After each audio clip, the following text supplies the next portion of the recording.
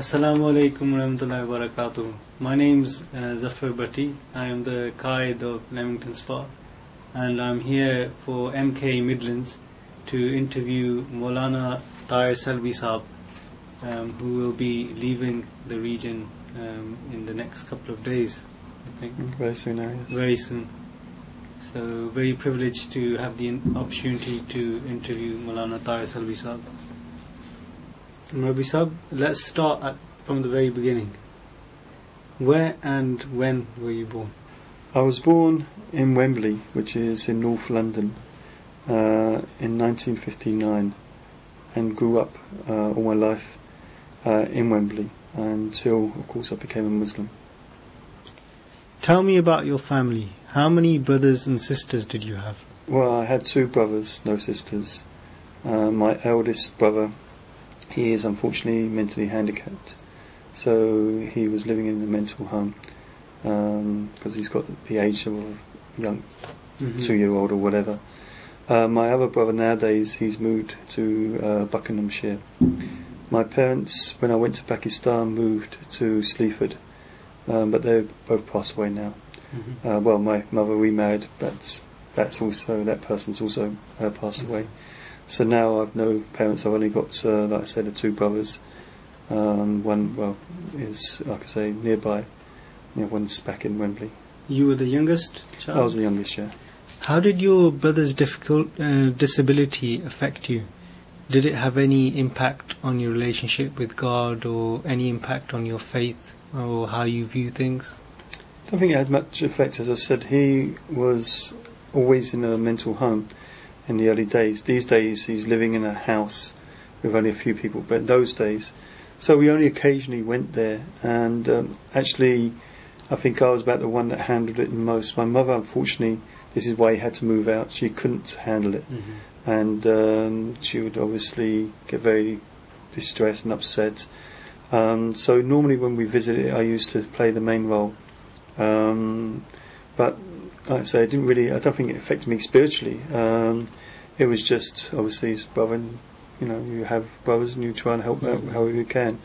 Of course, such a person where, doesn't know who you are or anything about you or anything like that, the place, the environment, it's quite difficult, it's not easy. And when I see nowadays some members who have got the people living, the family living at home, I always admire them. I think, it takes a lot of strength.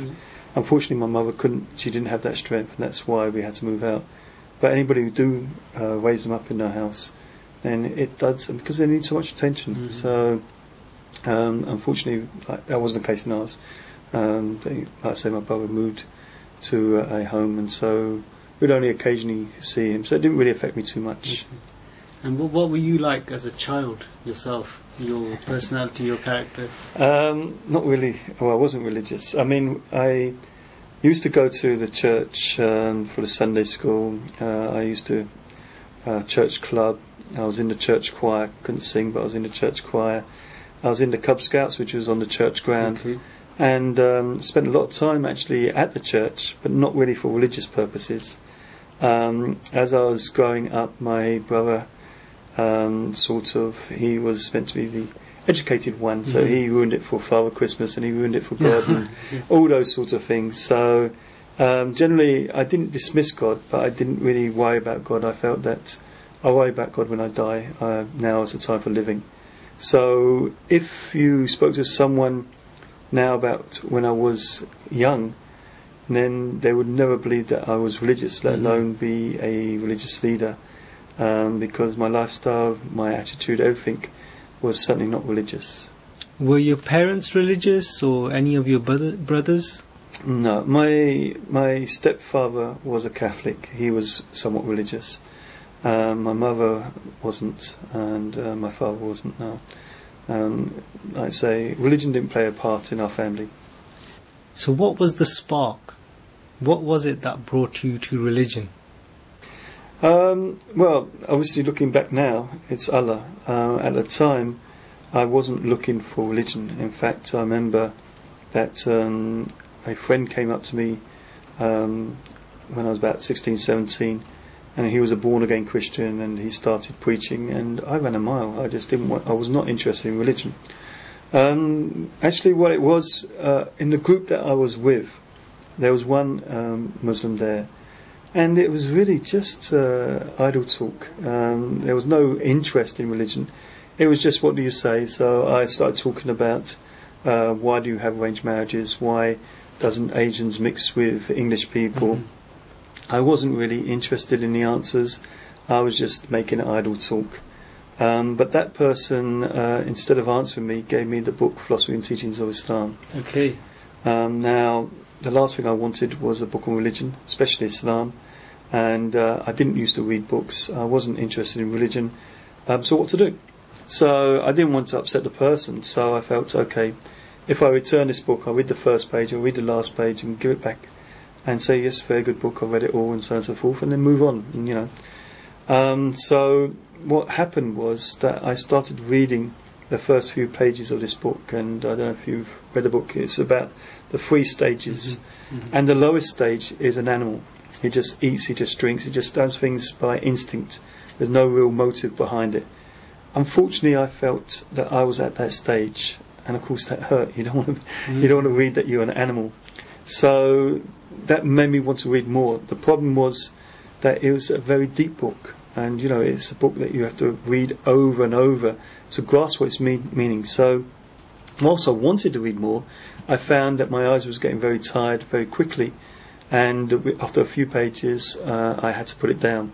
So I had the intention that I would read it tomorrow. It was a very good book, but then I would get lost in the world again, and it was only when I had nothing else to do I think, what should I do? And then I'll remember the book, and I'll get back into the book and get into enjoy the book.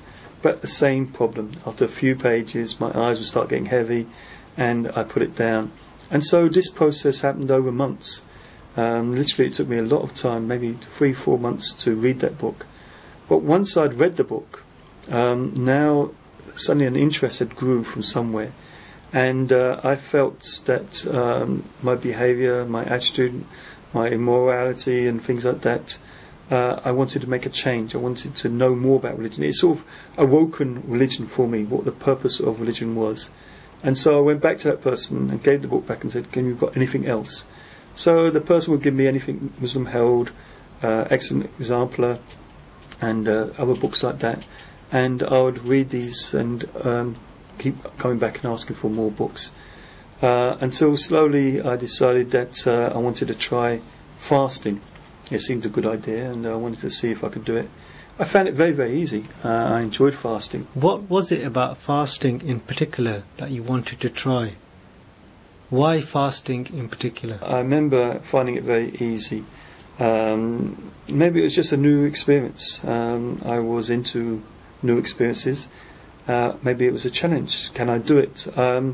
No idea what the motive was then. I mean, we're going back many, many years now.